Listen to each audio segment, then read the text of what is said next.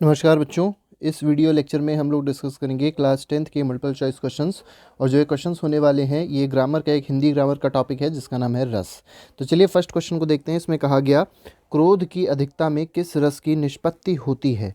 ठीक है, तो कौन सा ऐसा रस है जिसकी निष्पत्ति हो जाएगी क्रोध, जब अधिकता होती है क्रोध की। तो ये जो रस है ये कौन सा है, रौद्र रस है। ठीक है, नेक्स्ट क्वेश्चन पे आएंगे। क्वेश्चन नंबर 2 में कहा गया है, शोक किस रस का स्थायी भाव है। अब आपको बताना है जो शोक है, शोक किस शब्द का, किस रस का स्थायी भाव होता है।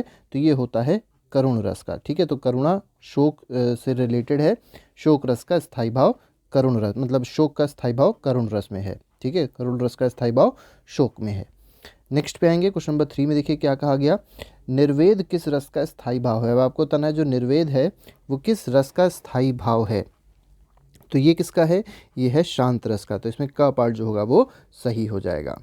नेक्स्ट में कहा गया, विभत्स रस का स्थायी भाव है। अब देखिए एक रस दिया गया जिसका नाम है विभत्स। ठीक है, अब इसका स्थायी भाव आपको बताना है क्या होगा। तो उत्साह नहीं होगा, शोक भी नहीं होगा, जुगुप्सा होगी। ठीक है, तो इसमें जो ग पार्ट है, जो सी पार्ट है वो इसका सही है। नेक्स्ट में देखिए क्वेश्चन नंबर 5 में कहा गया, श्रृंगार रस का स्थायी भाव है। अब आपको याद रखना है कि जो रसों का राजा है उसको भी श्रृंगार रस कहते हैं। ठीक है, अब यहाँ पर बोला गया है श्रृंगार रस का स्थायी भाव क्या होता है 5वें क्वेश्चन में। तो देखिए जो फर्स्ट ऑप्शन दिया है यही इसका आंसर सही है। रति जो है इसका सही आंसर होगा। तो रति इसका स्थायी भाव होता है किसका, श्रृंगार रस का। नेक्स्ट क्वेश्चन, क्वेश्चन नंबर 6 में कहा गया, किस रसों का किस रस को रसराज भी कहा जाता है। तो रसों का राजा मतलब रसराज किस रस को कहा जाता है पूछा गया है। तो इसको कहा श्रृंगार रस को कहा जाता है, भी हमने आपको बताया था। मतलब रसों का राजा कौन है, श्रृंगार रस है। नेक्स्ट क्वेश्चन, क्वेश्चन नंबर 7 में कहा गया, भय की अधिकता में किस रस की निष्पत्ति होती है। तो जब भय की अधिकता होगी तो जो रस आएगा उसका नाम है भयानक रस। ठीक है, तो इसमें जो ग पार्ट होगा वो सही हो जाएगा। नेक्स्ट देखिए क्वेश्चन नंबर 8 में क्या कहा जा रहा है, हास्य रस का स्थायी भाव होगा। अब हास्य रस का स्थायी भाव क्या हो सकता है, विस्मय नहीं होगा, निर्वेद नहीं होगा, इसका होगा हास। नेक्स्ट क्वेश्चन पे आएंगे। क्वेश्चन नंबर 9 में क्या कहा गया, अद्भुत रस का स्थायी भाव लिखिए। तो अद्भुत रस का स्थायी भाव क्या हो जाएगा पूछा गया इस क्वेश्चन में। तो ये हो जाएगा आपका विस्मय। ठीक है, तो विस्मय will be the correct answer of अद्भुत रस का स्थायी भाव क्या होता है, विस्मय होता है, याद रखिएगा। नेक्स्ट पे आते हैं। नेक्स्ट क्वेश्चन, क्वेश्चन नंबर 10 है, अनुराग किस रस का स्थायी भाव है। अब देखिए अनुराग के बारे में बताना है कि अनुराग किस रस का स्थायी भाव है। तो अनुराग जो है वो भक्ति रस का स्थायी भाव है। तो ए ऑप्शन इसमें सही हो जाएगा। नेक्स्ट क्वेश्चन देखिए, नेक्स्ट क्वेश्चन क्या कह रहा है, शोक की अधिकता में किस रस की निष्पत्ति होती है। तो देखिए जब शोक की अधिकता होगी तो जो रस होगा उसको क्या कहा जाएगा, हास्य रस नहीं कहा जाएगा, वियोग श्रृंगार रस नहीं कहा जाएगा, करुण रस उसको कहा जाएगा। तो इसमें ग पार्ट सही है। नेक्स्ट में कहा गया, विषाद और चिंता संचारी भाव से किस रस की निष्पत्ति होती है। तो देखिए विषाद हो या चिंता हो, ठीक है, तो ऐसे संचारी भाव, ऐसे भाव जब आते हैं तो जो रस होगा वो कैसा होगा ये आपको इस क्वेश्चन में बताना है। तो संयोग श्रृंगार रस नहीं होगा, वियोग श्रृंगार रस होगा। ठीक है, तो इसमें खा पार्ट होगा, सही हो जाएगा। नेक्स्ट क्वेश्चन है क्वेश्चन नंबर 13। देखिए इसमें कहा गया, गर्व और उन्माद संचारी भाव से किस रस की निष्पत्ति होती है। तो देखिए गर्व की बात करी जाए, उन्माद की बात करी जाए, तो ये संचारी भाव से जिस रस की उत्पत्ति होती है उसका क्या नाम है पूछा गया है। फर्स्ट ऑप्शन दिया है रौद्र रस, दूसरा है वीर रस, और वीर रस इसका सही आंसर होगा। रौद्र रस नहीं होगा, भयानक भी नहीं होगा, विभत्स भी नहीं होगा, सही आंसर क्या होगा, वीर रस होगा। ठीक है, गर्व मतलब वीरता की बात हो रही है, तो वीर रस की बात यहाँ पर हो रही है। विल प्रलंभ रस, ठीक है, विल प्रलंभ श्रृंगार रस किसे कहा जाता है। तो कौन से रस को विप्रलंभ श्रृंगार रस कहते हैं ये आपको इस क्वेश्चन में बताना है। तो फर्स्ट दिया है संयोग रस, गलत है, हास्य रस भी गलत है, जो ग पार्ट है वो इसका सही है, वियोग श्रृंगार रस। नेक्स्ट पे आएंगे। नेक्स्ट क्वेश्चन नंबर 15 देखेंगे। इसमें देखिए क्या कहा गया, लौकिक वस्तुओं के प्रति उदासीनता किस रस की विशेषता है। तो देखिए जो लौकिक वस्तुएं हैं उनके प्रति उदासीनता जो है वो किस रस की विशेषता है ये आपको इस क्वेश्चन में बताना है। ठीक है, तो फर्स्ट ऑप्शन दिया है भक्ति रस, गलत है, वीर रस भी गलत है, करुण रस भी गलत है, आंसर सही इसका क्या है, शांत रस इसका सही है। नेक्स्ट क्वेश्चन देखिए, यहाँ पर आपको एक पैराग्राफ, एक ये कह सकते हैं एक चौपाई दी गई है, 4 लाइंस दी गई हैं, 4 लाइंस दी गई हैं, आपको बताना है इनमें से कौन सा रस है। ठीक है, तो तनकर भाला यूं बोल उठा, राणा मुझको विश्राम न दे, मुझको वैरी से हृदय क्षोभ, तू तनिक मुझे आराम न दे। तो ये किस रस की बात यहाँ पर करी गई है? तो देखिए आपको पता चल रहा होगा, राणा कहीं ना कहीं विश्राम ना दे, कहीं ना कहीं यहाँ पर वीरता की बात कही गई है। तो ये कौन सा रस है? वीर रस है। ठीक है, नेक्स्ट क्वेश्चन पे आएंगे। नेक्स्ट क्वेश्चन, क्वेश्चन नंबर 17 देखिए। यहाँ पर भी देखिए क्या करना है आपको, रस पहचानना है 17 क्वेश्चन में। तो 17 क्वेश्चन में पहले पैराग्राफ आप लोग देख लीजिए। पैराग्राफ में क्या कहा गया है? उस काल मारे क्रोध के तनु कांपने उनका लगा, मानो हवा के जोर से सोता हुआ सागर जगा। ठीक है, तो मतलब देखिए यहाँ पे गुस्से की बात हो रही है, रौद्रता की बात हो रही है, मतलब यहाँ पर रौद्र रस हो जाएगा। ठीक है, क्रोध की बात हो रही है, रौद्र की बात हो रही है, तो इसमें जो सही आंसर है वो है रौद्र रस। नेक्स्ट पे आएंगे, क्वेश्चन नंबर 18 देखिए। इसमें देखिए पूछा गया है कौन सा रस है। पहले पंक्ति को पढ़ लेते हैं।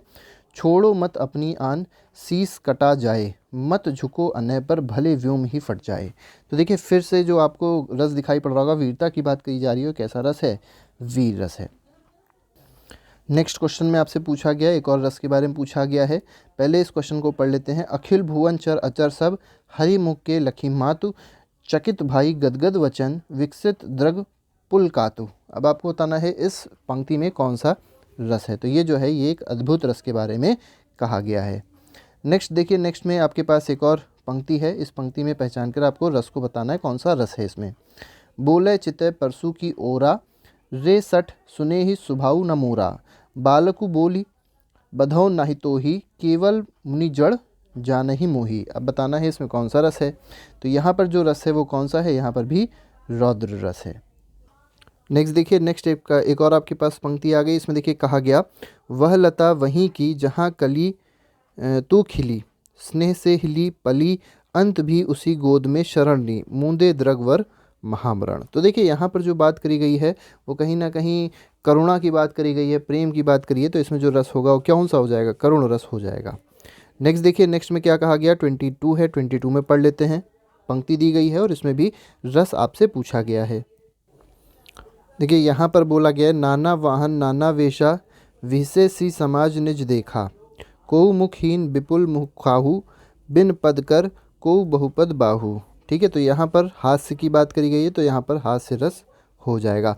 अब आपको कुछ रस दिखा देते हैं और उसके स्थायी भाव दिखा देते हैं जो आपसे इस टर्म 1 के पेपर में पूछे जाएंगे। देखिए यहाँ पर हमको कई सारे रस दिए गए हैं, स्थायी भाव दिया गया है और उसका संचारी भाव भी दिया गया है। जैसे पहला जो रस है वो कौन सा है? श्रृंगार रस है। उसका स्थायी भाव क्या है? रति है। याद रखिएगा, श्रृंगार रस का स्थायी भाव होता है रति। और संचारी भाव देखा जाए तो स्मृति है, हर्ष है, मोह है। तो ये सब अगर चीज़ें आ रही हैं, याद रखिएगा, अगर किसी की स्मृति आ रही है, हर्ष हो रहा है, मोह हो रहा है, तो उस पर श्रृंगार रस यूज़ होता है। हास्य रस की बात करी जाए तो इसका स्थायी भाव क्या होता है? हास होता है।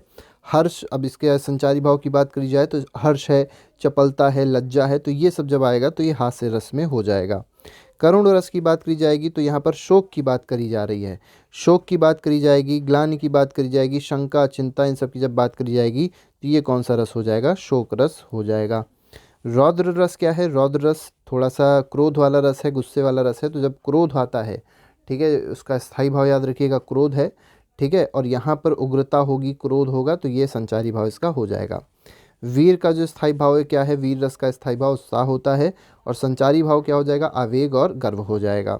भयानक का स्थायी भाव क्या होता है? भय होता है और संचारी भाव देखा जाए तो डर है, शंका है, चिंता है। नेक्स्ट पे आते हैं वीभत्स रस में। इसका स्थायी भाव क्या है? जुगुप्सा है और उसी को घृणा भी कहते हैं। ठीक है, और इसका संचारी भाव क्या है? दीनता है, निर्वेद है, घृणा है। ये सब चीज़ें आपसे पूछेंगे। आपको ऐसे दिया रहेगा कि निर्वेद जो संचारी भाव है ये किस रस से रिलेटेड है। तो ये किस रस का होता है? वीभत्स रस का होता है। नेक्स्ट बात करें अगर अद्भुत रस की, तो अद्भुत रस का जो स्थायी भाव है क्या वो क्या है? विस्मय है। और संचारी भाव अगर देखा जाए तो हर्ष भी है, स्मृति भी है और घृणा भी है। नेक्स्ट शांत रस में अगर देखेंगे तो निर्वेद है, निर्वेद के साथ साथ वैराग्य भी इसका स्थायी भाव होता है। लेकिन अगर संचारी भाव की बात करी जाए तो हर्ष होता है, प्रसन्नता होती है, विस्मय होता है। नेक्स्ट वात्सल्य की बात करी जाए तो वात्सल्य में क्या है? वत्सल है इसका स्थायी भाव। और अगर संचारी भाव की बात करी जाए तो वत्सलता, हर्ष, ये सब चीज़ें इसके संचारी भाव में आ जाएगी। भक्ति रस में देखेंगे तो भक्ति रस का स्थायी भाव जो है वो अनुराग होता है, ईश्वर, रति होता है। ठीक है, तो इस तरीके से हो जाएगा। भक्ति रस का मेन आप याद रखिएगा अनुराग होता है। ठीक है, तो ईश्वर भक्ति या कहें तो इसको भी सही है। अब यहाँ पर अगर संचारी भाव देखा जाए तो हर्ष है, गर्व है, निर्वेद है। ठीक है, तो इस तरीके से ये इसके संचारी भाव हैं। तो ये भी जो हम लोग ने क्वेश्चंस डिस्कस किए जो अभी टॉपिक डिस्कस किया ये आपके टर्म 1 एग्जामिनेशन में पूछा जाएगा। और हम आपको बता दें ये जो आपको पैराग्राफ अभी हम लोग ने दिखाया, जो भी टॉपिक्स दिखाए कि स्थायी भाव और संचारी भाव, इससे रिलेटेड क्वेश्चन आने की पूरी पूरी संभावना रहेगी। तो इसको आप लोग ठीक से रिवाइज कर लीजिएगा। आज के लिए फ़िलहाल इतना ही। Thank you very much. Good bye. जय हिंद।